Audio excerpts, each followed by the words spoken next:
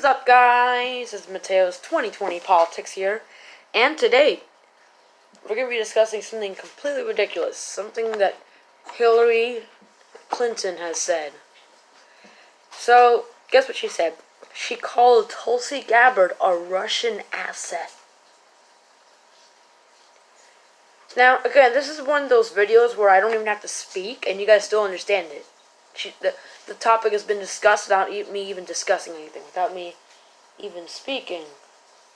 And a bit off topic, but once again we have Sammy, who seems to be very into politics, just laying around and watching. Sam's.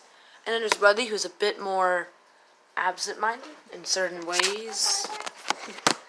And my mom, of course. Hi, this is my mom here. It's a very nice start to a video. 2 cats and my mom all in the same room. So, again, this is the type of video where you don't have to discuss anything, and you still understand it. Because in this one sentence, okay, so she said Tulsi Gabbard is a Russian asset. I'm going to say this one sentence, and Hillary Clinton's already debunked. How do you prove it? Done.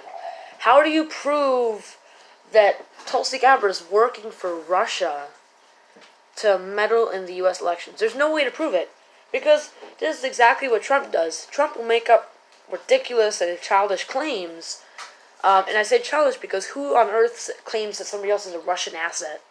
So they'll make up a childish and ridiculous claim, a ludicrous claim, and have no evidence whatsoever.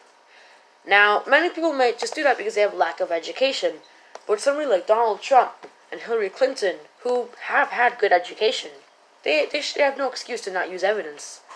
And the thing with Hillary Clinton is that I believe that she sees herself as kind of a bit egotistical. What I mean by that is that she knows she's got name recognition, so she'll be out of public for a while, disappear for half a year, and then just come out and say something, because she thinks that she's all wise, and the American people want to listen to her and hear what she says, and it's like, the whole entire idea of, it doesn't matter how much you speak, it matters what you say. So, like, with her, it's like, I'm ready to come out after half a year of hiding from the mainstream media. I'm ready to come out. I'm going to say something, everybody's going to be shocked, I'm going to get all the attention, people are going to start talking about me. It does look like that case, but, I mean, even when she's coming out every half a year, because a good example to, compare to that is, like, let's say you're in, history class, right? I do well in history class because I'm into politics, political history.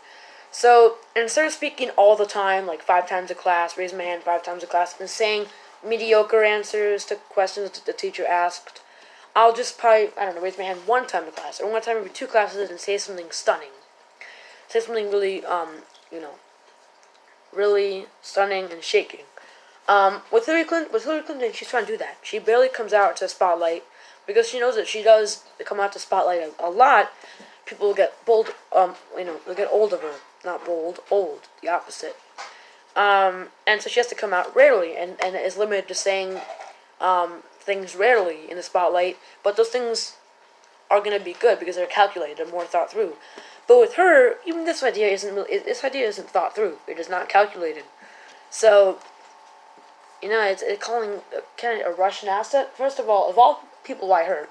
I understand that maybe she's against regime change wars and she wants to pull out of Syria, but how does that make her a Russian spy? Come on.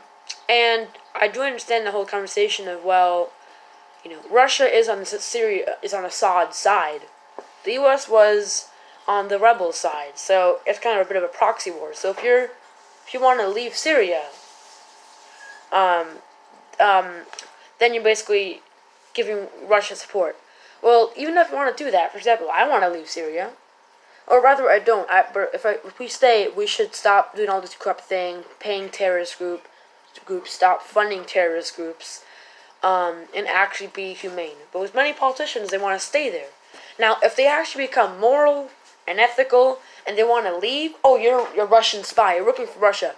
What evidence do I have? None. What proof? None. No proof. But I know it. I can sense it. You are a Russian spy. What type of talk is this? Because again, there's no way to prove that she's a Russian spy. And with Hillary Clinton, she usually, unlike Trump, doesn't really make ludicrous claims that don't make sense with no evidence to back them up. She actually does, makes mediocre, understandable claims, but this one just doesn't make any sense, So, I don't know.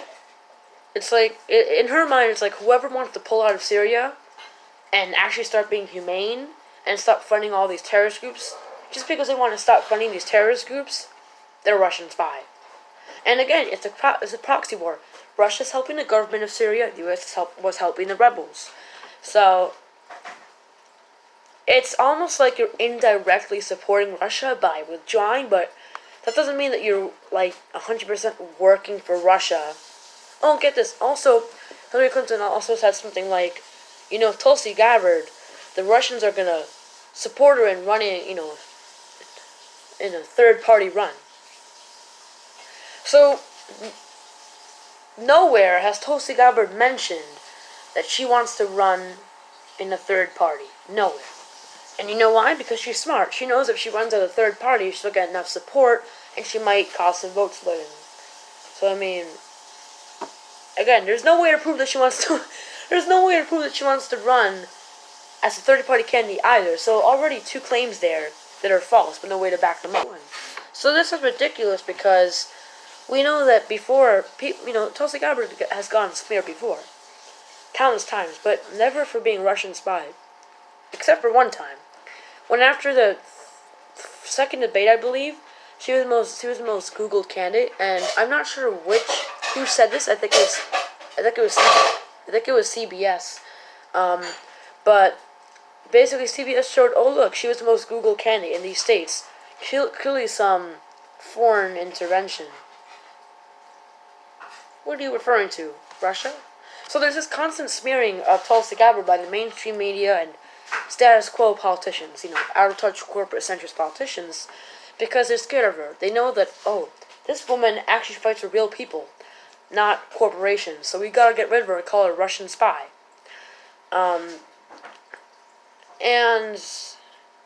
that's only because she wants to get all these regime change wars. She knows that we're not doing anything there, besides funding jihadist groups. And this isn't the first time we've done it. Remember how in the 1980s, back in the late 80s, we had the Reagan administration, we had the United States funding the Mujahideen groups in Afghanistan against the Russians who were invading Afghanistan.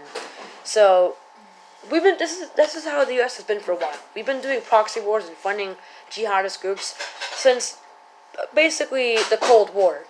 I'd say especially the 80s, because in the 60s we were involved in many proxy wars against Russia. 70s it was peacetime. 80s we started doing lots of this weird funding. So, and again, the corporate Democrats are doing this because they fear Tulsi Gabbard. They think that the corporate Democrats is the whole idea of them is being teared down by Tulsi Gabbard, which is the case.